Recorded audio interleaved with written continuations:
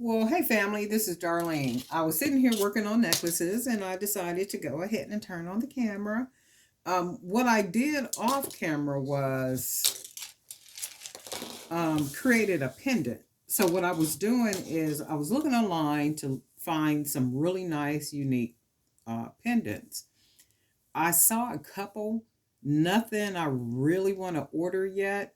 I decided I am going to try to make my own pendants out of like the bigger beads, like what I did with this one. And because I like the wire wrap so much, I'm going to try out a couple more and see what it looks like with some other bigger beads that I have.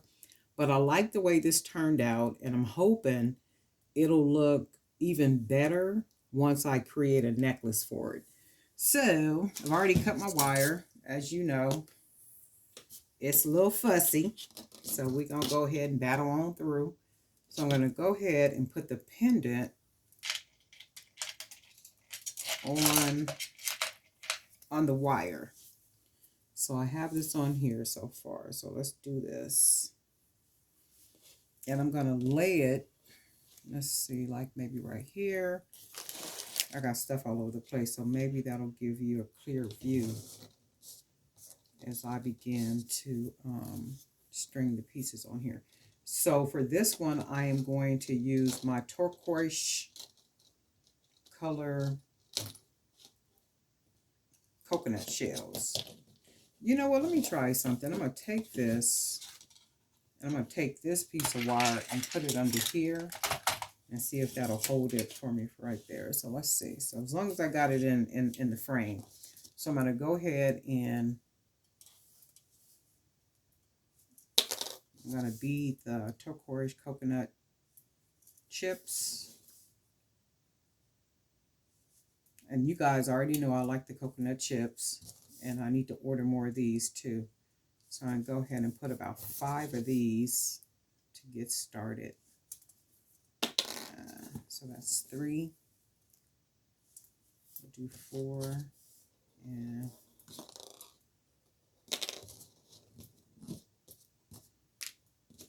I'll do 5 just to get us started.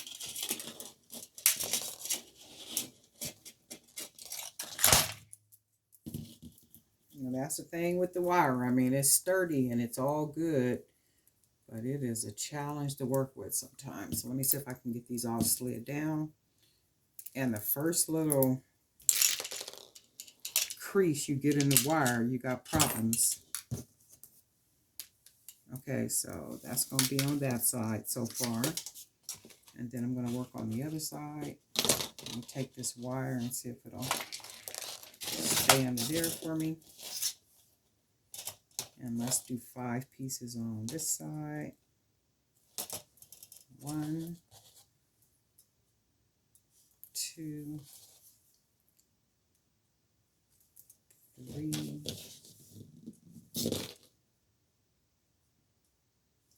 4, and then we'll do 5. So I think what I'm going to do those 5. And then right behind those 5, I think I'll put one of these. And then once I put that, let's go with this bead.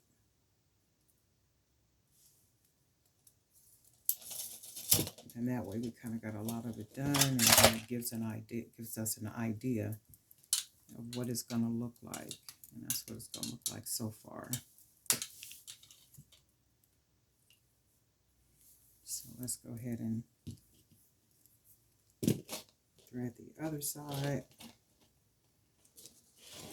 So we'll go ahead and put this one on here.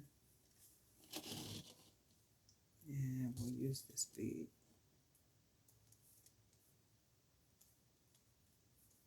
I hope you guys are having a pretty good Sunday. Being able to get some things made, spend a little time in your work studio creating some stuff. And I know how life does, it interrupts, you know, and sometimes we're not able to do what it is that we enjoy doing. But that's why it's called a comeback. And especially if it's your perfect place of peace. If when you're creating, there is no other place that you would rather be, than in your place of creating or creation, by all means, try to keep that alive for yourself, because there is something about having peace of mind, and not only just a peace of mind, just your surroundings being peaceful. And anytime that's disrupted, it literally throws you out of alignment, your vibration, like literally everything about your life is out of alignment. um, it starts with your mental, because remembering you're lending your mental to whatever that drama is. So when you lend your mental to it, eventually the body follows whatever that drama is, and you get yourself out of alignment, and then those are the things you begin to concentrate on. And then before you know it, one thing's turn into another thing. That's why they say a little leaven leaveth the whole lump. A little bit can turn into a whole lot. So one disturbance can turn into, a massive disturbance or a series of disturbances. That's why we got to be careful. And there's, something in the saying, and the word says, evil communication corrupt good manners. And it really does. I mean, you have to really be careful about the people you allow, in your life, in your circle, in your mental. Literally, for real though. It could be family, it could be friends, it could be a husband, it could be a wife. And check this out, before they even become a husband or a wife, you're dealing with them. So even before they become a husband or a wife, you got to be. And I know that things change up sometime, and people go through challenges, but it shouldn't be permanent. It should not be permanent. And we all have our days, where we just feeling some kind of way. We're not feeling like we want to communicate. We're not feeling like we want to be your friend. We're not feeling like we want to have a conversation with you or any of that kind of stuff. So when that stuff happens, you got to be mature enough to step away from that environment, and do what you need to do to keep your mental healthy. And then whoever the person is has to be mature enough to allow you to step away, so that you can take care of your mental and then come back, and that makes you a better person, for the both of you, if that's what the other person, wants. I was having a conversation with somebody. So the conversation kind of went, something like, I said this. I said to the person, anytime what your issue is, when a person has an opinion that does not match your opinion, you feel like the person is being argumentative. And that's not true. The person is not being argumentative. The person just has an opinion that happens to not be your opinion. So anytime that is a situation, to me, the other person is not a good communicator. You don't even have a proper sense of understanding, because you're saying the person is being argumentative. Like the person wants to argue with you because they have an opinion. No, they're intelligent enough to say, hey, you know what? I don't agree with what you're saying. That's not my thought. That's not how I see it. That's not my perception. That's not how I understand it. And then that should be okay. In any type of relationship, not even just a relationship with two people, but just people talking. And I see that quite a bit, where people will get into full-blown arguments because you don't think like they think, or you don't understand like they understand. We done got far away from that type of stuff, where let the person have an opinion, and if they don't agree, they just don't agree. And to me, that's not a person that's a good communicator. If the person makes an opinion and then to you it's arguing. No, it's not arguing. They just have an opinion that is not your opinion. They don't think like you think in some instances. And I think that should be okay. But you know what? We are living in a whole different world, right? But I like the way this is turning out right here. So that's nice. I like the pendant. I like the pendant. I really do. I like the pendant on the necklace. So more than likely, y'all already know, I'm gonna probably make a couple more of these. So let's do this. I'm gonna go ahead and get it. I need to run out of here and go do some stuff. So I'm gonna go ahead and get this done. I at least wanted to make one piece today. At least I'm gonna try to get in two so I could put these on the fair.com website, you know, the wholesale website. So I wanted to at least work on something today and get these done today. And I might even work on earrings tomorrow too. I mean, tonight when I get back. So I at least wanted to get something done before I leave. Because I left out and went to worship service, and then I came back and I'm here now. So I said, okay, let me at least do a little bit of something. So we got this, and I hope you guys can see it as I'm beating it. So as I'm beating it, you can see it coming together. So I like that,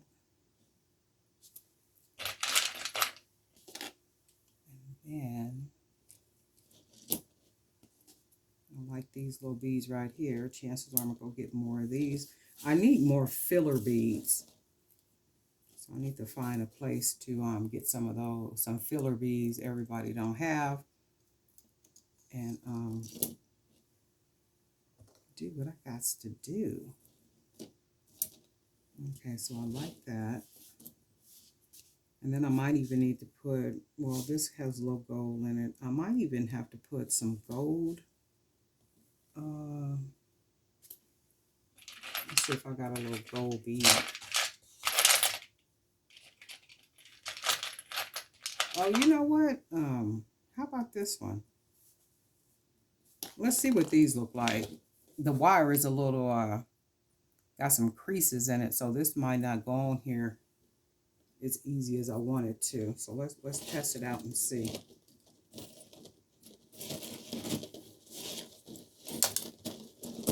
Okay, it did. And I need more gold on it because of the pendant. So that's why I want to have a little bit more gold so it blends well together. So I'm going to go ahead and put one on this side.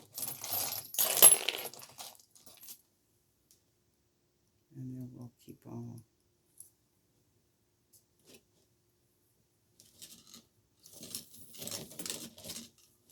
Well, that one slid on pretty good. Okay, so let's see.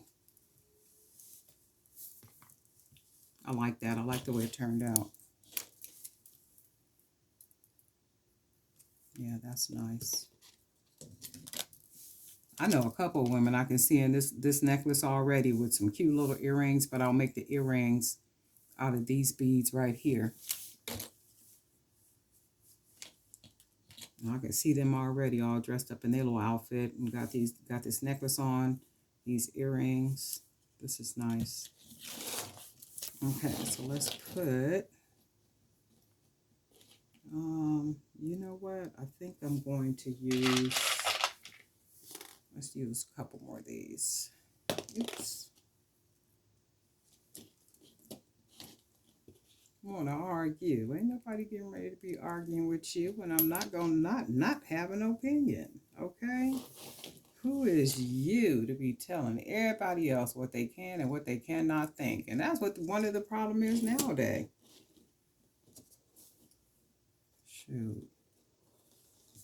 And I just think people want other people to be stupid, you know, and it seems like that energy is just kind of running rapid where you want somebody else to think for you. And then when people run into people that can think for themselves, you know, they have a problem because they're so used to people not thinking for themselves. You know, that's the problem with y'all government and they people running around here. Want everybody to think for you.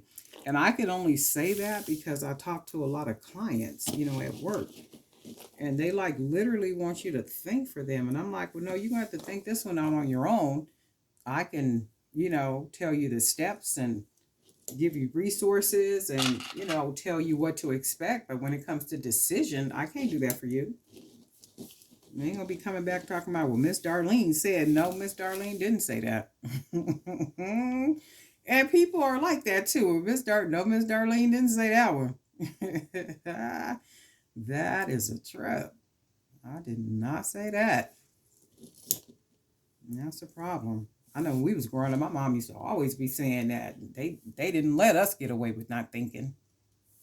Shoot, when we came home, my mother had a chalkboard in the middle of her living room floor. So soon as we got out of school, we were right back in school because she had a chalkboard big as the one at school. She didn't allow that, and she would like when you have conversation with people or when you talk to people, look them in the eye, look them straight in your eye, and say what it is that you want to say. That's what you do, but that's a lost art. I love this. I like the beads. I love the way it all looks good together. Or is it just me? I like that. I think it's coming out really nice. And I am going to be making some more of these. I like this. But then as I'm looking at it, I'm thinking, okay, maybe I could have just did one bead. Just the one bead right here. And then, oh, you know what I just discovered? I don't have my light on. Let me turn this other light on. Oh my goodness, I wonder why it looks so dark.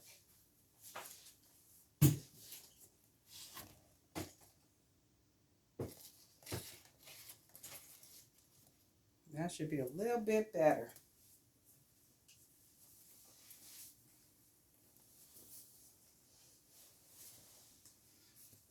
Oh yeah, that's a lot more light. And that's what I might do. I like it with both, but I also like it. I could see it at just one too, but it is what it is for now. So I'm gonna go ahead and finish beating it so I can get up out of here. Use a couple more of these little wood beads.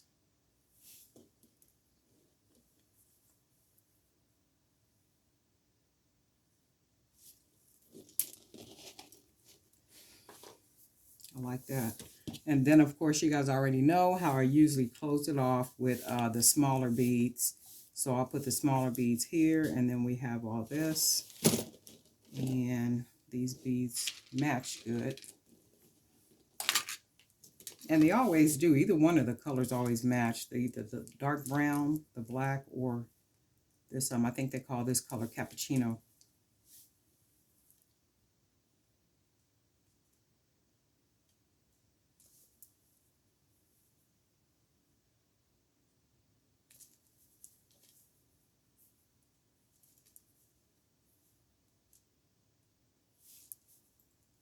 Six, and now we'll have six. Six. I might put. Let's put 8.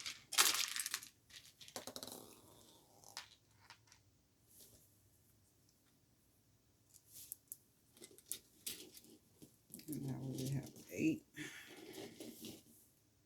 and then we put 8 on this side.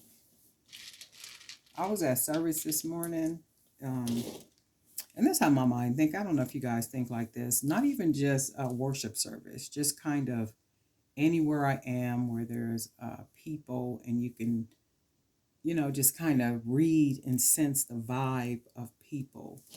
And my thing is, I have always been this way. If you are not happy or an environment or a situation that you have allowed yourself to be in, is not working for you, why do you stay? Why do you stay? 4, 5. This is 6. 1, 2, 3, 4, 5, 6, 7, 8. 2, 4, 6. I'm going to go ahead and put 8. And I think in many cases it is attachment. People get attached, and it's hard to just separate yourself from or leave, or and there could be other situations too that make people stay. And I'm like, and I guess you would have to kind of be in that situation to understand that situation. And guess what? I don't want to understand it. So for me to understand it, I would have to be in it, and I don't want to be in it. So therefore, I don't want to understand it. But this is really, really nice. Is it just me, y'all? This is really, really nice. I love it. I absolutely love it. And I like the way this came out. I love it. Yep, absolutely. So what I'm going to do, of course, I'm going to bend this wire like so. Take it around so I can close it off so I can wrap the other side. So we wrap it. Just to allow me to be able to close the other side off. So I'm going to turn it around.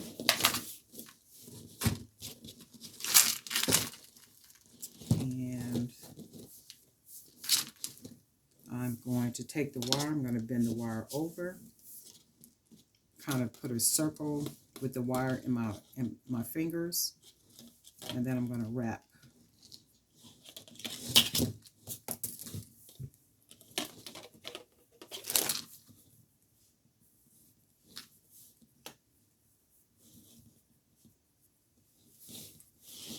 Take it in this way so you can see it. So what I'm going to do, like I always do, I'm going to keep wrapping that wire, and I'm going to take it down one, and then I can take it down like maybe one more with the wire. I need to turn it around so I can bring it back up, wrap it, and then wrap it around. This one's going to be nice and thick because I cut more wire. And then I'm going to just keep wrapping it around, take it up, and then you have your piece. You want to take the end of it, curl it in, and then you want to tuck it.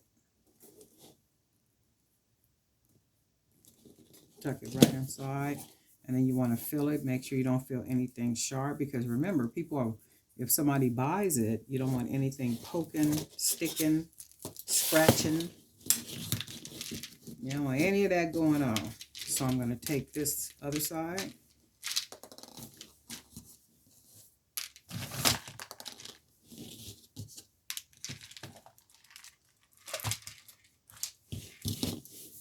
And I'm going to wrap it. I'm going to turn it around this way though, so we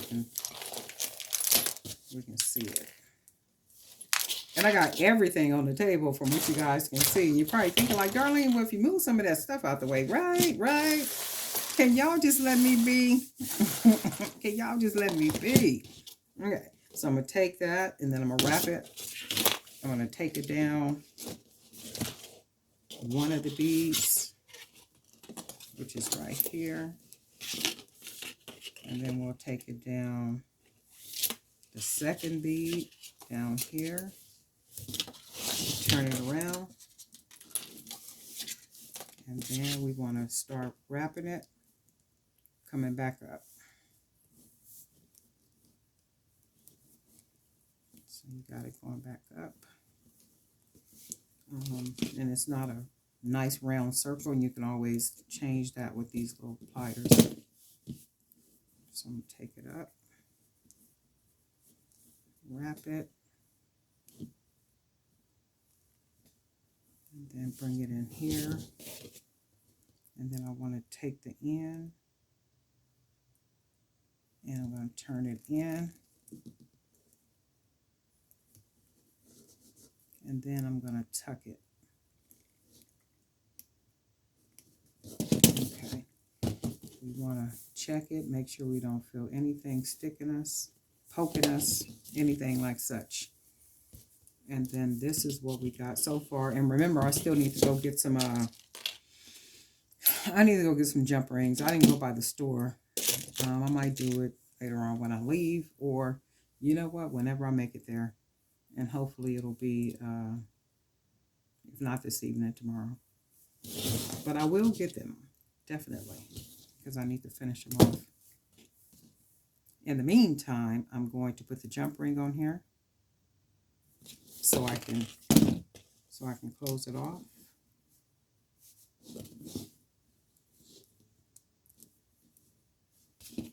And then go ahead and close it for now until I get the lobster clasp. And oh yes, this is like the jazziest piece. This is nice. Okay, so let's put it on here.